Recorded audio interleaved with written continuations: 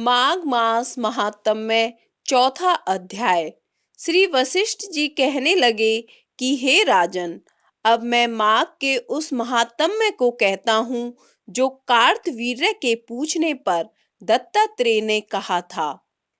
जिस समय साक्षात विष्णु के रूप श्री दत्तात्रेय सत्य पर्वत पर रहते थे, तब महिष्मती के राजा सहस्त्र अर्जुन ने उनसे पूछा कि हे योगियों में श्रेष्ठ दत्तात्रेय जी, मैंने सब धर्म सुने, अब आप कृपा करके मुझे माघ मास का महात्म्य कहिए।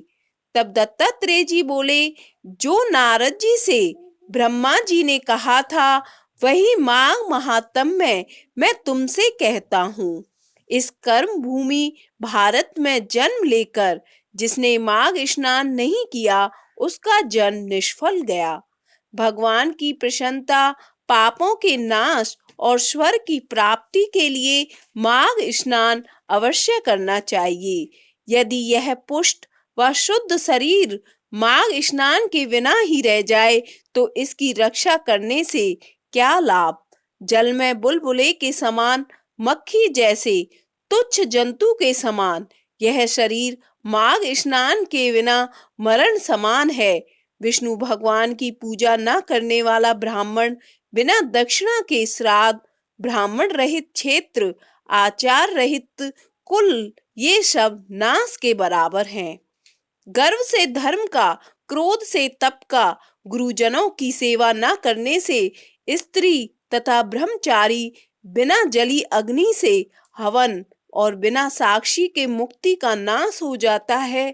जीविका के लिए कहने वाली कथा, अपने ही लिए बनाए हुए भोजन की क्रिया, शूद्र से भिक्षा लेकर किया हुआ यज्ञ तथा कंजूस का धन, यह सब नाश के कारण है।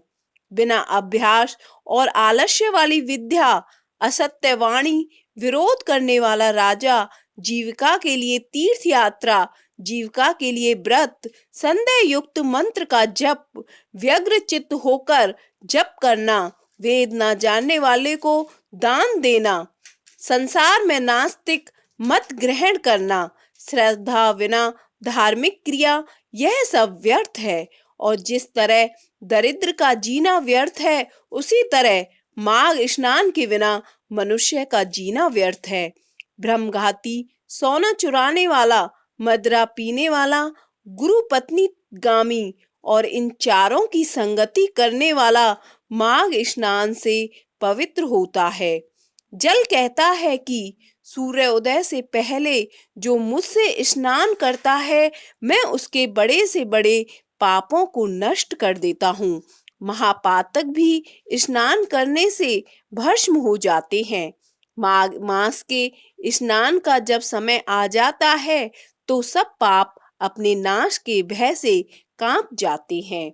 जैसे मेघों से मुक्त होकर चंद्रमा प्रकाश करता है, वैसे ही श्रेष्ठ मनुष्य माघ मास में स्नान करके प्रकाशमान होते हैं। काया वाचा मनसा से किए हुए छोटे या बड़े, नए या पुराने, सभी पाप स्नान से नष्ट हो जाते हैं। आलस्य में बिना जाने जो पाप किए हों, वह भी नाश को प्राप्त होते हैं। जिस तरह जन्म जन्मांतर के अभ्यास से आध्यात्मिक ज्ञान की प्राप्ति होती है, उसी तरह जन्मांतर अभ्यास से ही माघ स्नान में मनुष्य की रुचि होती है। यह अपवित्रों को पवित्र करने वाला बड़ा तप और संसार रूपी कीचड़ को धोने की पवित्र वस्तु है। हे राजन, जो मनवांचित फल देने वाला माघ स्नान नहीं करते, वह सूर्य चंद्र के समान भोगों को कैसे भोग सकते हैं। चतुर्थ अध्याय संपन्न।